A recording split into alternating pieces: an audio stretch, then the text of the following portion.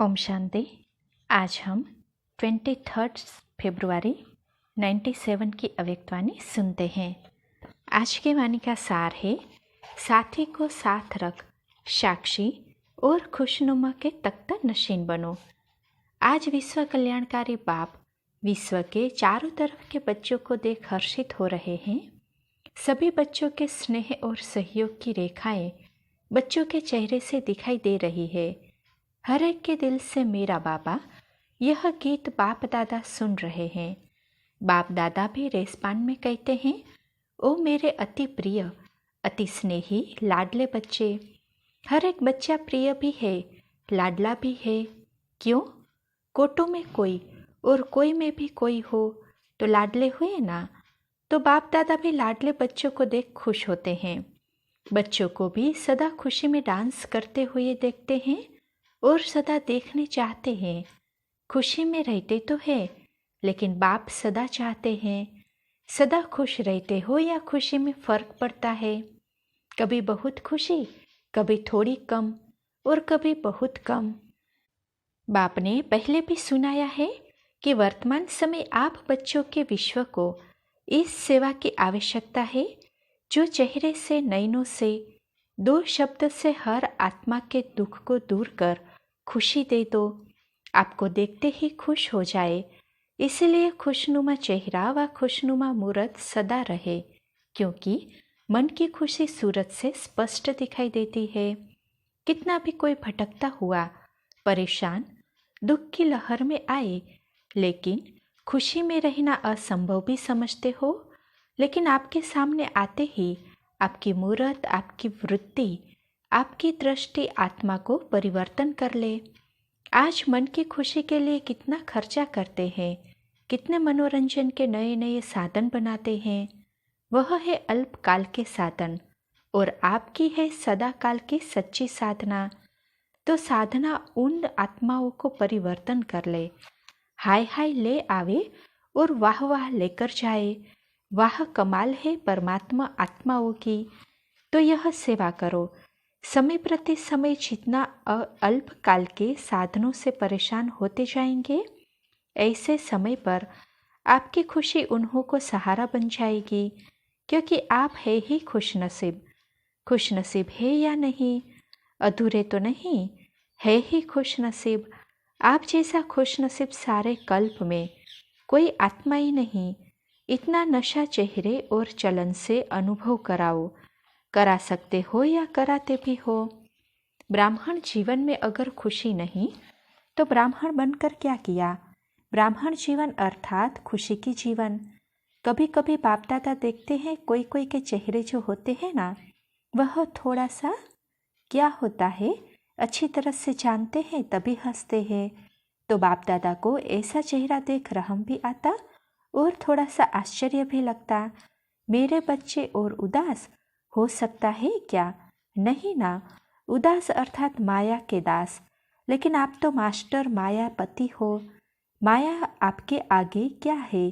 चींटी भी नहीं, मरी हुई चींटी। दूर से लगता है जिंदा है, लेकिन होती मरी हुई है। सिर्फ दूर से परखने की शक्ति चाहिए। जैसे बाप की नॉलेज विस्तार से जानते हो ना, ऐसे माया के भी बहुरूपी रूप की पहचान नॉलेज अच्छी तरह से धारण कर लो। वह सिर्फ डराती है। जैसे छोटे बच्चे होते हैं ना, तो उनको माँ बाप निर्भय बनाने के लिए भी डराते हैं। कुछ करेंगे नहीं, जानबूझकर डराने के लिए करते हैं। ऐसे माया भी अपना बनाने के लिए बहुरूप धारण करती है। जब बहुरूप धारण करती है तो आप भी बहुरूपी बन उसको परख लो। परख नहीं सकते हैं ना, तो क्या खेल करते हो? युद्ध करने शुरू कर देते हो। हाय माया आ गई। और युद्ध करने से बुद्धि, मन थक जाता है। फिर थकावट से क्या कहते हो? माया बड़ी प्रबल है, माया बड़ी तेज है। कुछ भी नहीं है। आपकी कमजोरी भिन्न भिन्न माया के रूप बन जाती है। तो बाप दादा सदा हर एक बच्चे को खुश नसीब के नशे में, खुशनुमा चेहरे में और खुशी की खुराक से तंदुरुस्त और सदा खुशी के खजानों से संपन्न देखने चाहते हैं। जीवन में क्या चाहिए? खुराक और खजाना, और क्या चाहिए? तो आपके पास खुशी की खुराक है या स्टॉक कभी खत्म हो जाता है? खुशी का खजाना अखुट है ना? और जितना खर्च उतना बढ़े। अगर और कोई भी पुरुषार्थ नहीं करो, सिर्फ एक लक्ष्य रखो, कुछ भी हो जाए, चाहे अपने मन के स्थिति द्वारा, चाहे कोई अन्य आत्माओं द्वारा, चाहे प्रकृति द्वारा, चाहे वायुमंडल द्वारा, कुछ भी हो जाए, मुझे खुशी नहीं छोड़नी है। यह तो सहज पुरुषार्थ है ना? यह खुशी खिसक जाती है, सहज है या कभी कभी मुश्किल है? दृढ़ संकल्प रखो और बातों को भूल जाओ। एक ही बात पक्की रखो, मुझे खुश रहना है। तो बातें क्या लगेगी? खेल। और अपने खेल देखने की साक्षीपन की सीट पर सदा स्थित रहो। चाहे कोई अपमान करने वाला हो, आपको परेशान कर अपने साक्षीपन की शान से नीचे उतारने वाला हो, लेकिन आप साक्षीपन की सीट से नीचे नहीं आओ। नीचे आ जाते हो तभी खुशी कम हो जाती है। बाप दादा ने पहले भी 2 शब्द सुनाए हैं, साथी और साक्षी। जब बाप दादा साथ है तो साक्षीपन की सीट सदा मजबूत रहती है।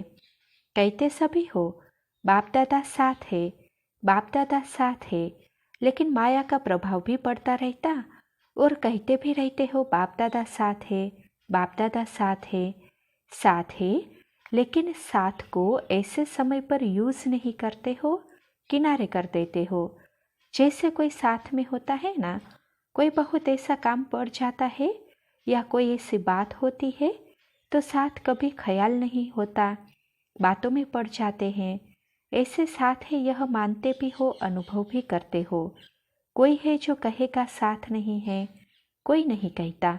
सब कहते हैं मेरे साथ है, यह भी नहीं कहते कि तेरे साथ है। हर एक कहता है कि मेरे साथ है, मेरा साथी है। मन से कहते हो या मुख से? मन से कहते हो। बाप दादा तो खेल देखते हैं, बाप साथ बैठे हैं और अपनी परिस्थिति में उसको सामना करने में इतना मस्त हो जाते हैं जो देखते नहीं है कि साथ में कौन है। तो बाप भी क्या करते? बाप भी साथी से साक्षी बनकर खेल देखते हैं। ऐसे तो नहीं करते हो ना। जब साथी कहते हो तो साथ तो निभाओ, किनारा क्यों करते हो? बाप को अच्छा नहीं लगता। बाप यही शुभ आशा रखते हैं और है भी कि एक एक बच्चा स्वराज्य अधिकारी सो विश्व राज्य अधिकारी है। आप लोग प्रजा है क्या? प्रजा तो नहीं बनना है ना। राजे महाराजे विश्व राज्य हो ना। प्रजा बनाने वाले हो, प्रजा बनने वाले नहीं। राजा बनने वाले, प्रजा बनाने वाले हो। तो राजा कहाँ बैठता है? तख्त पर बैठता है ना। जब प्रैक्टिकल में राजा के नशे में होता है तो तख्त पर बैठता है ना। तो साक्षीपन का तख्त छोड़ो नहीं। जो अलग अलग पुरुषार्थ करते हो उसमें थक जाते हो।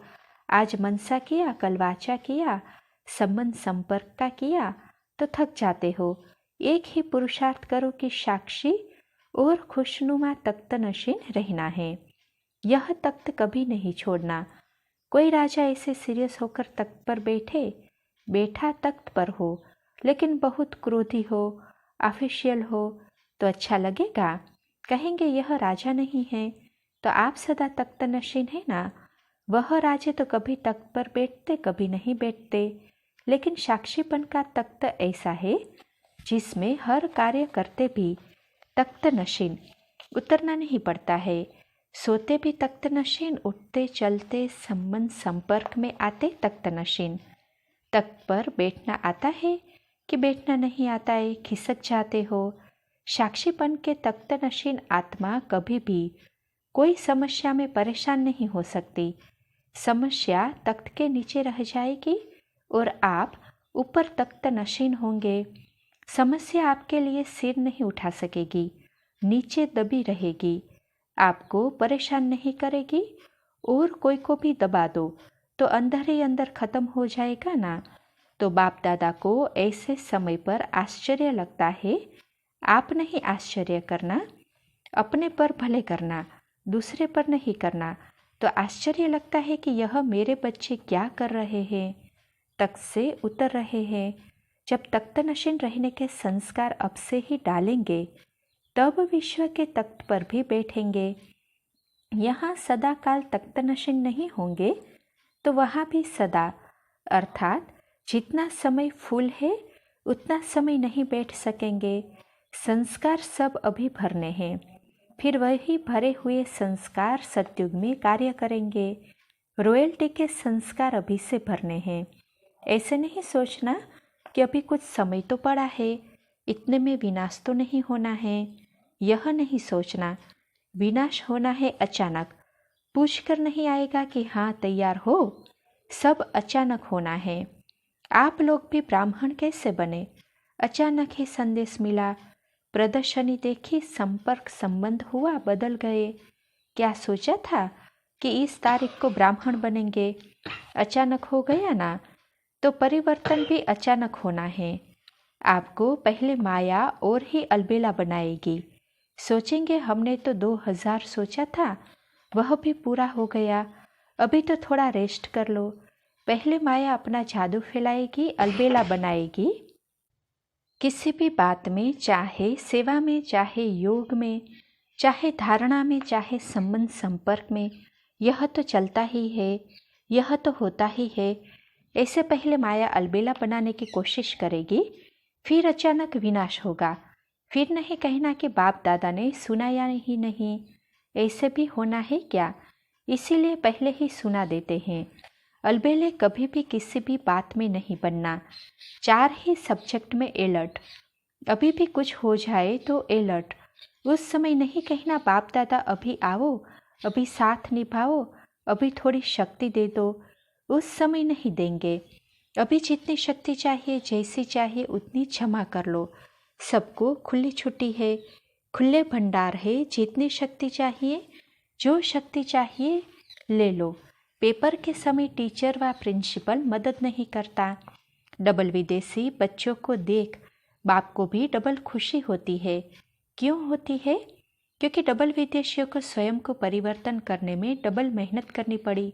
इसीलिए जब बाप दादा डबल विदेशी बच्चों को देखते हैं तो डबल खुशी होती है। वाह मेरे डबल विदेशी बच्चे, वाह डबल विदेशी, हाथ उठाओ। तो विश्व के अनेक देशों से करीब 1000 भाई बहनें सभा में उपस्थित है।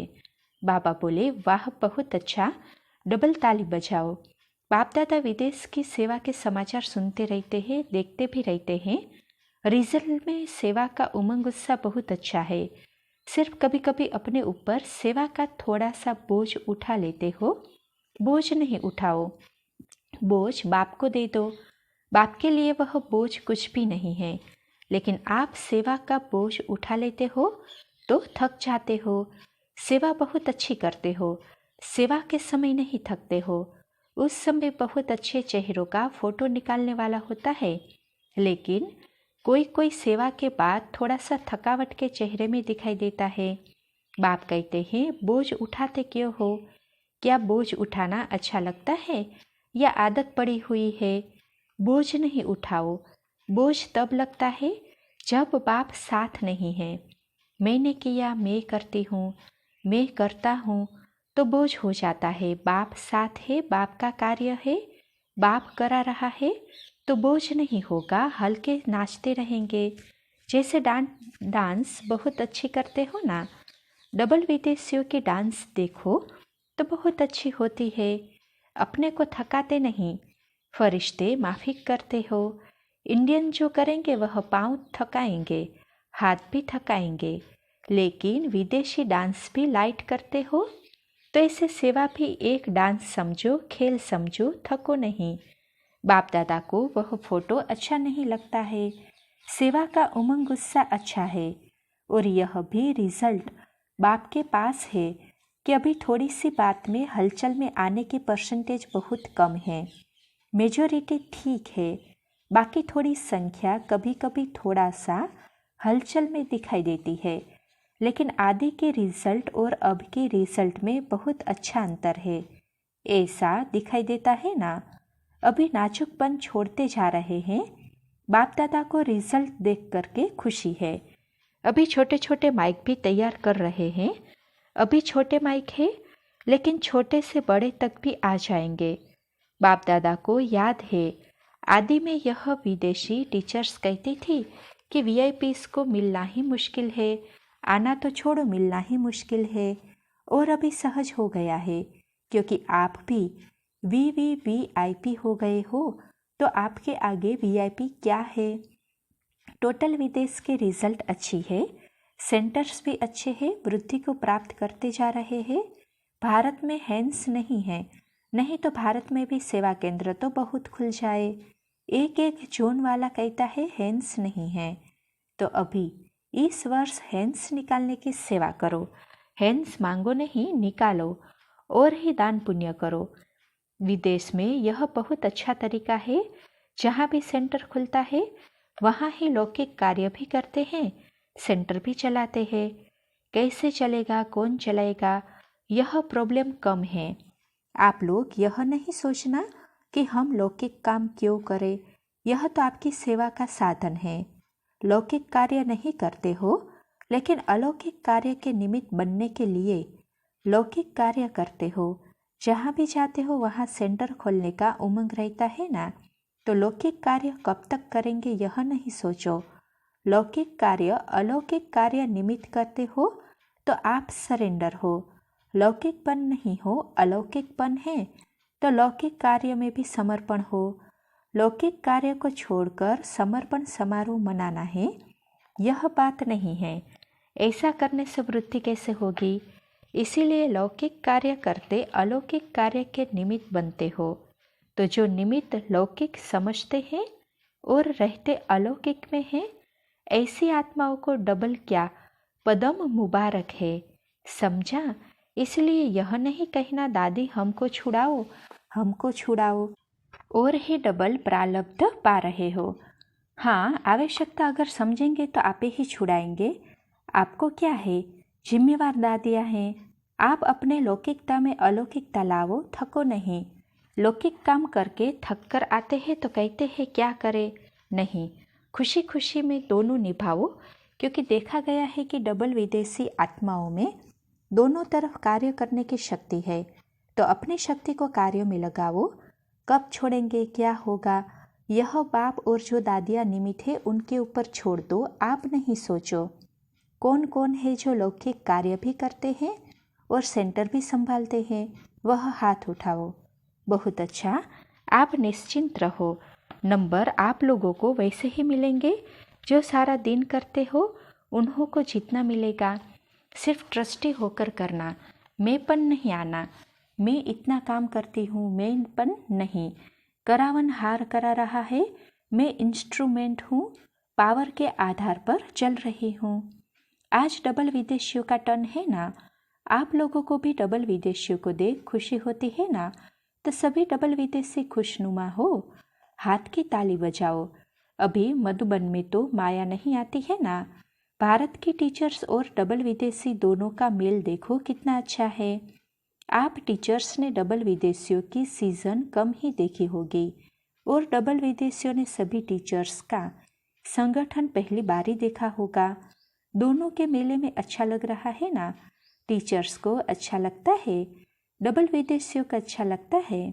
अच्छा है, टीचर्स भी निमंत्रण पर पहुंच गई है। ऐसा कभी सोचा था कि ऐसा निमंत्रण आएगा। यह भी देखो अचानक हुआ तो अच्छा लगा ना। अच्छा, सभी टीचर्स हाथ उठाओ जो निमंत्रण पर आई है। दिल्ली वालों ने भी अच्छा संदेश दिया। बाप दादा को विशेष यह खुशी है कि संगठित रूप में निर्विघ्न होकर कार्य किया, इसकी मुबारक हो। निमित्त तो कोई बनता ही है। बाप दादा ने रिजल्ट देखे कि निमित्त बच्चों ने, चाहे रात हो चाहे दिन हो, चाहे खड़े हो चाहे बैठे हो, लेकिन अथक मन लक्ष्य रखा, उस लक्ष्य की सफलता हुई। प्राइम मिनिस्टर आना, प्रेसिडेंट आना या कोई का भी आना, यह लक्ष्य की सफलता है। जब लक्ष्य एक होता है कि हम सबको अंगुली देनी है और खुशी खुशी से करना है, अथक बनना है, यह लक्ष्य प्रत्यक्ष रूप में आया। इसलिए यह दृढ़ता सफलता की चाबी बन गई। कहाँ भी कार्य करो, लेकिन यह लक्ष्य पक्का करके संगठित रूप में करो। एक ही यह नहीं कहे कि हमने कार्य नहीं किया। कोई भी कार्य करो, लेकिन सबका संगठित रूप में सहयोग होना चाहिए और सबको खुशी होनी चाहिए कि हम प्रोग्राम कर रहे हैं। ऐसे नहीं कि फलाने कर रहे हैं, हम तो देख रहे हैं। नहीं, हम देखने वाले नहीं हैं, करने वाले हैं। चाहे मनसा, चाहे वाचा, चाहे कर्मणा, छोटे बड़े जो भी है, चाहे स्टेज पर कार्य करे, चाहे घर बैठे मनसा सेवा करे, वाचा सेवा करे, लेकिन सबको सेवा में सहयोग की अंगुली देनी ही है। दिल्ली को वरदान है और उसमें भी आदि रत्न जगदीश को वरदान है स्थापना के कार्य में। इस बारी बाप दादा ने देखा, एक भी दिल्ली का सेंटर ऐसे नहीं रहा जिसका कोई न कोई सहयोग नहीं हो। 100 से ही ज़्यादा होंगे। दूर वाले स्थान की बात छोड़ो, लेकिन जो दिल्ली में थे उनमें से हर एक ने अपने खुशी से सेवा ली और प्रैक्टिकल किया, तो यही सफलता का साधन है। ऐसे था ना, जगदीश से पूछते हैं तो कहाँ भी करो, पहले सबको मिलाओ। चाहे मीटिंग करो, चाहे फ़ोन में बात करो। समय नहीं हो तो फ़ोन में ही मीटिंग हो सकती है। इन्हों की भी मीटिंग की। एक ही दिल्ली है ना, तो दिल्ली में मीटिंग होना सहज है। लेकिन एक बात यह समझ लो कि जहाँ संगठन की शक्ति है वहाँ विजय है। बाकी विघ्न तो आने ही है। नहीं तो विघ्न विनाशक नाम क्यों रखा है? विघ्न विनाशक का अर्थ क्या है? विघ्न आवे और विनाश करो, यह तो होना ही है। विघ्नों का काम है आना और आपका काम है विनाशक बनना। इसकी परवाह नहीं करो, यह खेल है।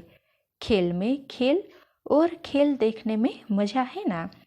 दूसरी बात, सभी यह ध्यान रखें कि जहाँ भी जो भी सहयोगी आत्माएं हैं, मानो लंदन में कोई प्रोग्राम करते हैं और अमेरिका में कोई नज़दीक वाला सहयोगी विशेष आत्मा है, तो ऐसे टाइम पर जो जहाँ सहयोगी हो सकते हैं, जैसा कार्य है उस अनुसार सहयोगी आत्माओं को निमित्त बनाओ।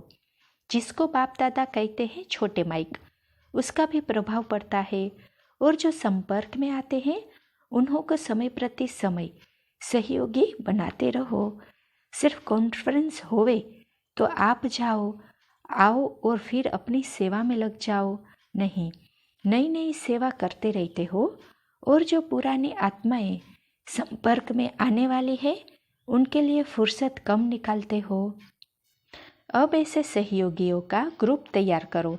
कहाँ भी हो, चाहे विदेश में हो तो इंडिया में उसका लाभ ले सकते हो, या विदेश का विदेश में, इंडिया का इंडिया में, लेकिन सहयोगियों से लाभ लो।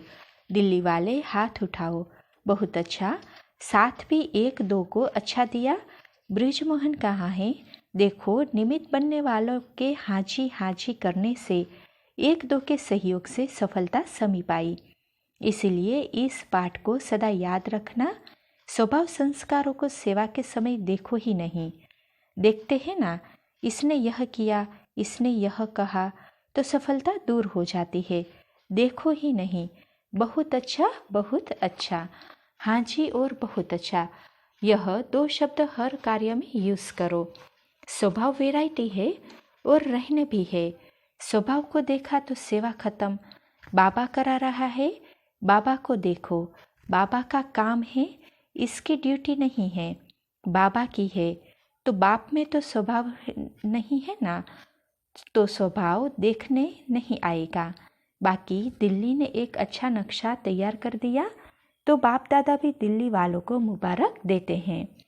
फॉरेन का जो स्नेह मिलन, आबू फोरम व रिट्रीट का प्रोग्राम चला, वह भी हर वर्ष सफलता मिल रही है। फाउंडेशन तैयार हो रहा है। बाप दादा के घर में धरनी तैयार होती है। बाकी बीज को बढ़ाना यह आप लोगों का अपने अपने स्थान का काम है। बाप दादा ने यहाँ मधुबन में धरनी भी तैयार की, बीज भी डाला, अभी पानी देना, फल निकालना आपका काम है। निकालेंगे फल। सिर्फ एक ग्रुप बनाओ जो लिस्ट को देख कर के संपर्क करता रहे। नई नई सेवाओं में बिजी हो जाते हो ना, तो यह थोड़ा ढीला हो जाता है। बाकी डबल विदेशियों की वृद्धि भी है और विधि भी बहुत अच्छी बनाते जाते हो। इसलिए निमित्त जनक को और आप सब राइट हैंड्स को सभी ब्राह्मण परिवार की तरफ से मुबारक हो। अच्छा, सब खुश है और खुश सदा रहने वाले हैं, ऐसे है ना? बाप दादा ठीक कहता है या कोई पेपर आएगा तो चेहरा बदल जाएगा? नहीं, बदले नहीं। उस समय पता है क्या होता है? बाप दादा को क्या दिखाई देता है? जैसे आजकल का फैशन है, स्वांग बनाते हैं तो शक्ल लगा देते हैं ना। उस समय जैसे आप लोगों का चेहरा ओरिजिनल नहीं होता, मास्क लगा देते हो। कोई लोभ का, कोई मोह का, कोई अभिमान का, कोई मैंपन का, कोई मेरेपन का, चेहरे ही बदल जाते हैं। फिर परेशान होते हैं ना। दूसरा फेस अगर लगा लो तो परेशान होते हैं ना। गर्मी लगती है ना, यह क्या पहना है, तो और फेस नहीं लगाओ। अपना ओरिजिनल स्वरूप का चेहरा सदा रखो। बाप दादा के पास हर एक के बहुत फोटो है। यहाँ साकार दुनिया में तो जगह नहीं है जो आपके फोटो रखे। अच्छा, 1 सेकंड में बिल्कुल बाप समान अशरीरी बन सकते हो तो 1 सेकंड में फुल स्टॉप लगाओ और अशरीरी स्थिति में स्थित हो जाओ। बाप दादा ने 3 मिनट ड्रिल कराई। अच्छा, यह सारे दिन में बार बार अभ्यास करते रहो। चारों ओर के सर्व मायाचित, प्रकृतिचित, साक्षीपन के तख्त नशीन, साथी के साथ का अनुभव करने वाले, सदा दृढ़ता के सफलता को गले का हार बनाने वाले, सदा बाप समान लाइट रहने वाले, सदा अपने लाइट माइट द्वारा विश्व को दुख अशांति की कमजोरी से छुड़ाने वाले, ऐसे मास्टर सुख के सागर, खुशी के सागर, प्रेम के सागर, ज्ञान के सागर, बाप समान बच्चों को याद प्यार और नमस्ते। अच्छा, ओम शांति।